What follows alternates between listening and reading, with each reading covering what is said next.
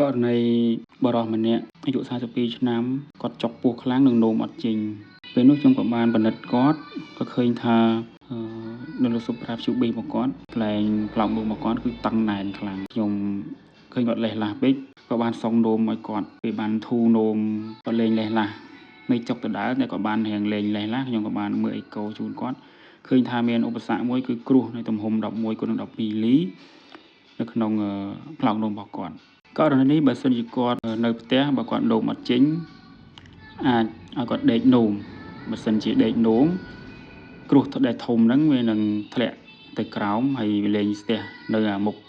ផ្លូវចេញរបស់យូរេត្រាដែលជាផ្លូវបង្ហូរទឹកនោមហ្នឹងនោះគាត់នឹងអាចនោមចេញ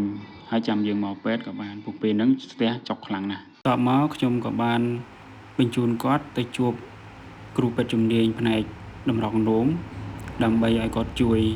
រំដោះនៅគ្រោះនោះចេញ